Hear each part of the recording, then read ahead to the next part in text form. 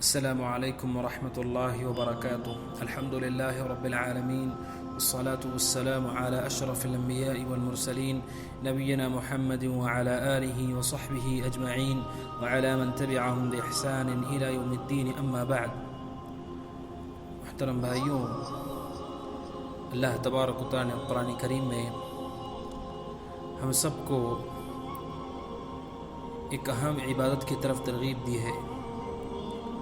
وہ عظیم عبادت یہ ہے کہ ہم سب اللہ تبارک و تعالیٰ کی جانب اپنے گناہوں سے معافی طلب کریں، جسے توبہ کہا جاتا ہے. توبہ ایک عظیم عبادت ہے. اللہ تبارک و تعالیٰ نے سورۃ التحریم میں فرمایا: یا ایھا الذین آمنوا توبوا الی اللہ توبۃ نصوحا عسى ربكم أن يكفر عنكم سيئاتكم ويدخلكم جنات تجري من تحتها الأنهار يوم لا يخزي الله النبي والذين آمنوا معه نورهم يسعى بين أيديهم وبأيمانهم يقولون ربنا أتمم لنا نورنا واغفر لنا إنك على كل شيء قدير. اللہ نے فرمایا: اے ایمان والوں، اللہ تبارک و تعالیٰ کی جناب نصوحاً توبہ کرو، خالص توبہ کرو. امید ہے کہ تمہارا رب تمہارے گناہوں کو معاف کرے گا، تمہارے گناہوں کو دور کرے گا اور تمہیں ایسی جنتوں میں داخل کرے گا جس کے نیچے سے نہریں بہتی ہیں. اس آیت میں اللہ نے سارے مومنین کو حکم دیا کہ ہم اللہ تبارک و تعالیٰ کی طرف توبہ کریں، اور اس توبہ کا نتیجہ یہ ہوگا کہ اللہ تبارک و تعالیٰ ہمارے گناہوں کو معاف کریں گے اور اللہ تعالیٰ ہم کو جنات میں داخل فرمائیں گے. محترم بھائیوں، اللہ تبارک و تعالیٰ نے قرآن کریم میں ذکر کیا کہ مصیبتیں، پریشانیوں کی وجہ یہ گناہ ہے. مصیبت آتی ہے گناہوں کی وجہ سے. قرآن کریم میں اللہ نے فرمایا: وما اصابکم من مصیبت فبما کسبت ایدیکم، کہ جو بھی مصیبت تم تک پہنچتی ہے وہ تمہارے کرتوتوں کی وجہ سے ہے، تمہارے اعمال کی وجہ سے ہے. تو جب انسان ان کرتوتوں، ان اعمال کو مٹانا چاہتا ہے تو وہ مٹائے گا اپنے توبہ کے ذریعے سے، اور توبہ نصوح کے ذریعے سے، جس کے بارے میں قرآن کی آیت نے کہا توبۃ النصوحہ.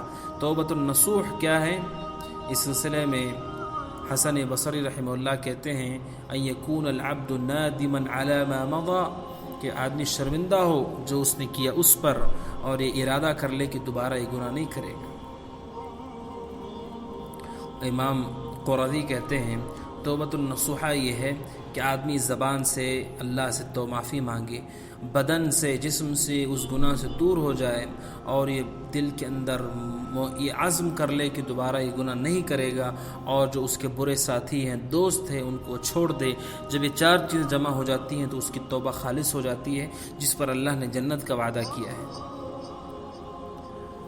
میرے بھائیوں، جب انسان سچے دل سے توبہ کر لیتا ہے، اس کی بڑی فضیلت قرآن کریم نے بیان کی ہے.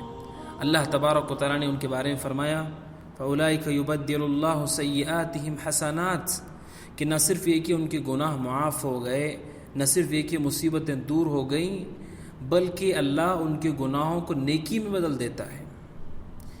اللہ تبارک و تعالیٰ نے فرمایا ان کی نیکیوں کو، جو ان کی نیکیاں ہیں وہ باقی ہیں، لیکن ان کے گناہوں کو بھی اللہ نیکیوں میں بدل دیتا ہے. کس لیے؟ ان کی خالص توبہ کی وجہ سے، ان کی خالص اللہ کی طرف رجوع کرنے کی وجہ سے.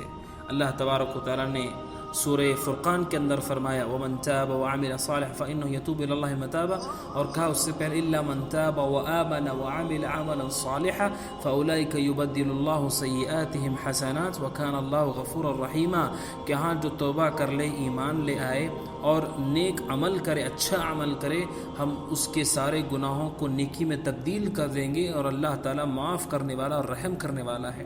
تو سبحان اللہ، توبہ اتنی عظیم چیز ہے کہ آدمی کے گناہ بھی معاف ہوتے ہیں، بلکہ ان گناہوں کے بدلے اجر ملتا ہے، اور اس شخص کے لیے جنت کا وعدہ کیا گیا.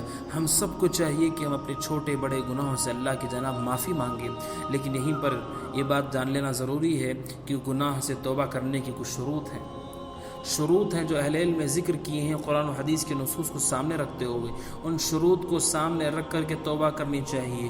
اس کے عام طور پر اہل علم نے 4 شرطیں ذکر کی ہیں. پہلی شرط یہ ہے کہ جو وہ گناہ کر رہا ہے اس گناہ کو چھوڑ دے۔ جب توبہ کر رہا ہے اس وقت اس گناہ میں ملوث نہ ہو۔ اگر کوئی ایسا کر رہا ہے کہ وہ گناہ بھی کر رہا اور توبہ بھی کر رہا ہے، جب توبہ ہو رہی ہے اس وقت وہ گناہ میں مبتلا ہے، ایسا شخص یہ دعا کے ساتھ مذاق ہے، توبہ کے ساتھ مذاق کر رہا ہے۔ ایسے شخص کو اللہ سے ڈرنا چاہیے۔ جب توبہ کرو تو یاد رکھو کہ توبہ کرتے ہوئے ہم اس گناہ میں مبتلا نہ ہو۔ گناہ ہم چھوڑ کر کے بعد میں توبہ کریں۔ اگر توبہ کے بعد بھی گناہ کر لے تو پھر سے توبہ کریں، لیکن یاد رکھیں پہلی شرط یہ ہے کہ جب توبہ ہو رہی ہو اس وقت اس گناہ میں مبتلا نہیں ہونا چاہیے۔ اگر ہم توبہ کر رہے ہوں اور توبہ کرتے ہوئے ہم اس گناہ میں مبتلا ہیں، ہم نے کسی سے بات بند کر دی ہے اور ہم اس گناہ سے توبہ کر رہے ہیں، اس حال میں کہ ہم نے اس سے بات شروع نہیں کی، اس کی توبہ قبول نہیں کی جائے گی۔ اگر کوئی توبہ کر رہا ہے کہ وہ گندی چیزیں نہیں دیکھے گا، اس حال میں کہ اس کے موبائل فون میں وہ چیزیں ہیں، اس کی توبہ رد کر دی جاتی ہے۔ اگر کوئی توبہ کر رہا ہے کہ میں کسی کو دھوکہ نہیں دوں گا اور اس حال میں کہ اس وقت اس نے کسی کو دھوکہ دیا ہے، ایسے لوگوں کی توبہ قبول نہیں ہوتی۔ ضروری ہے کہ آپ جس وقت توبہ کر رہے ہوں اس وقت اس گناہ سے آپ دور ہوں، گناہ چھوڑ چکے ہوں، یہ پہلی شرط ہے۔ افسوس کی بات یہ ہے کہ توبہ کرتے ہوئے ہمیں اتنی بھی اگر توفیق نہیں ہوئی کہ کم از کم توبہ کرتے ہوئے گناہ چھوڑ چکے ہوں، تو پھر ہم کیسے اللہ کے مقرب بندے بنیں گے، کیسے گناہوں کی معافی طلب کریں گے؟ کوئی شخص یہ سوال کر سکتا ہے کہ گناہ سے توبہ کے بعد بھی گناہ کر لوں گا، یہ اللہ بہتر جانتا ہے۔ آپ کوشش کریں، اس کے بعد بھی گناہ ہوتا ہے پھر توبہ کریں، لیکن جب توبہ ہو رہی ہو کم از کم خیال رکھو یہ اللہ تبارک و تعالیٰ کے ساتھ بے ادبی کا معاملہ ہے کہ اس سے معافی بھی مانگ رہے ہو اس حال میں کہ ہم گناہ میں مبتلا ہیں۔ کسی کا مال ہمارے پاس دبایا ہوا ہے اور اسی گناہ سے معافی بھی مانگ رہے ہیں، یہ اللہ تبارک و تعالیٰ کے ساتھ ادب کا معاملہ نہیں ہے۔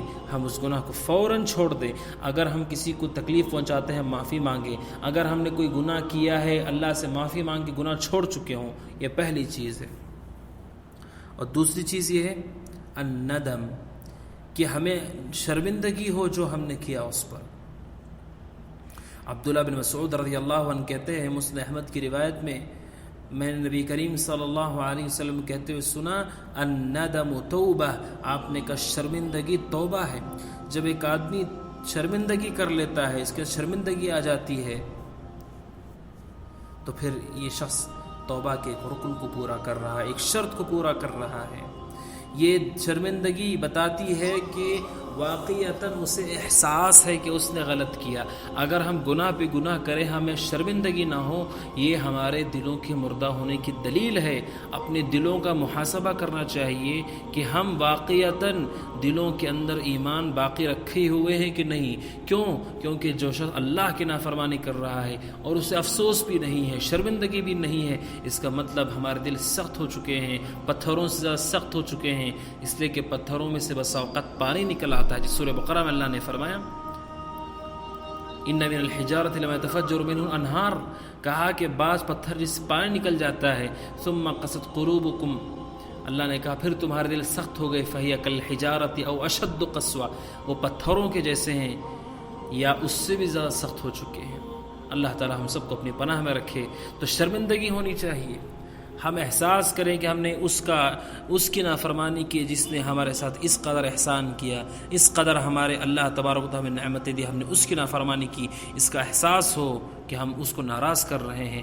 ہم احساس کریں کہ ہم اس کی نافرمانی کرتے ہوئے ہم اللہ تبارک و تعالیٰ کے ساتھ بے ادبی کر رہے ہیں، اس کا احساس ہونا چاہیے، ندامت ہونی چاہیے۔ اور تیسری شرط یہ ہے کہ یہ پختہ عزم کرے کہ دوبارہ نہیں لوٹے گا۔ اس لیے کہ جب شرمندگی ہوئی، جب گناہ چھوڑ رہا ہے تو دل میں عزم کرے کہ دوبارہ اس گناہ کی طرف نہیں جاؤں گا۔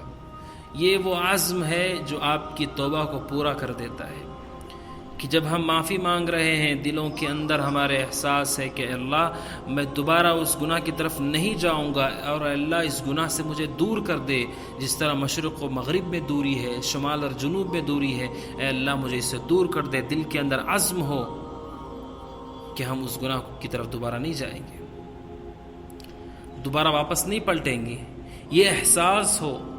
صحابہ کرام رضوان اللہ علیہم اجمعین کی زندگی کہ جب ان سے کوئی گناہ خطا ہو جاتا تو فوراً توبہ کرتے اور عزم کرتے کہ دوبارہ نہیں جائیں گے، اور وہ پھر اس گناہ سے دور ہو جاتے تھے۔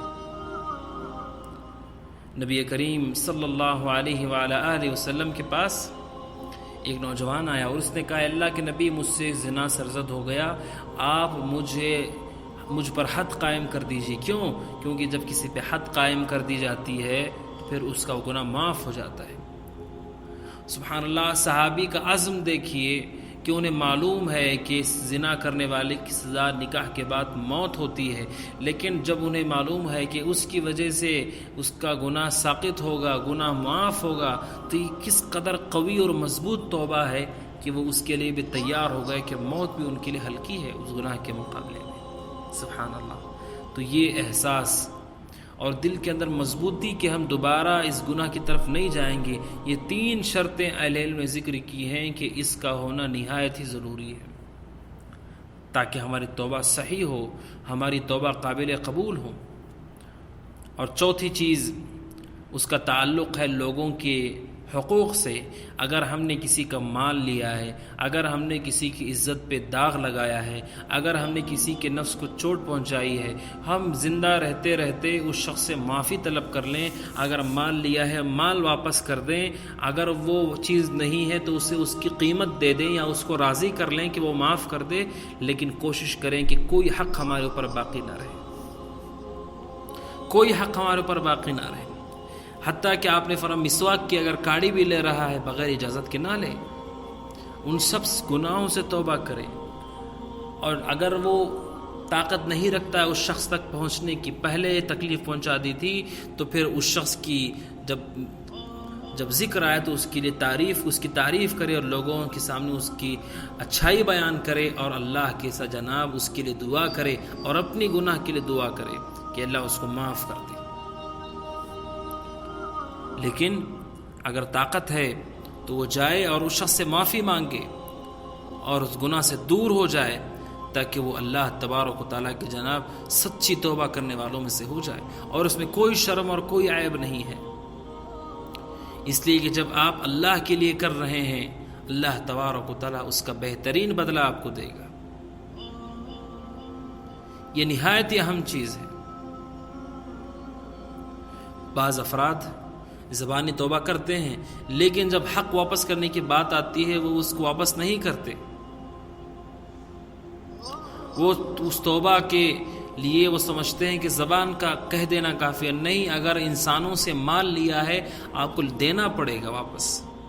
جہاں تک اللہ کا معاملہ ہے، اگر اللہ کی عبادت میں کوتاہی کی ہے، اس سے آپ زبانی طور پر توبہ کر لیں گے تو یہ توبہ آپ کے لیے کافی ہوگی انشاءاللہ۔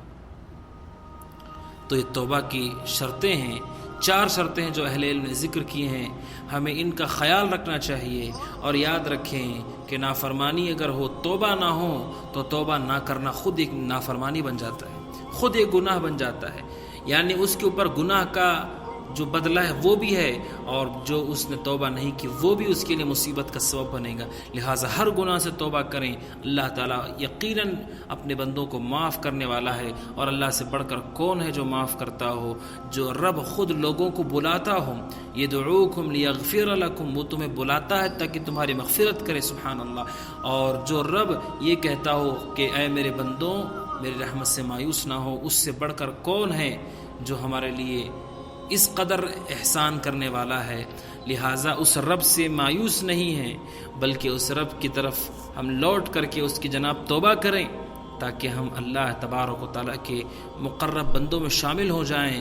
وہ رب جو رب کے خود مغفرت کے لیے دعوت دے رہا ہے، اور جس نے رمضان کے عظیم مہینہ ہم کو دیا ہے، اس سے بہتر کون سا مہینہ ہے جس میں انسانوں کے لیے گناہوں کا معافی کا سب سے خوبصورت ذریعہ ہے، سب سے خوبصورت موقع ہے، کہ جس میں صبح شام لوگ جہنم سے آزاد ہوتے ہیں، جس میں ایک شخص روزے دار ہوتا ہے، جس میں اس کی دعا قبول کی جاتی ہے، ایسے وقت میں اگر ہم اللہ کی جناب توبہ کرتے ہیں تو یہ ہماری خوش نصیبی ہوگی اور یقیناً ہماری توبہ قبول بھی ہوگی۔ لہٰذا ان ایام کو غنیمت سمجھتے ہوئے ہمیں ہر چھوٹے بڑے گناہ سے توبہ کرنی چاہیے، جو بھی جانے انجانے میں تکلیف پہنچائے اس گناہ سے توبہ کرنی چاہیے اور ان شروط کا خیال رکھنا چاہیے۔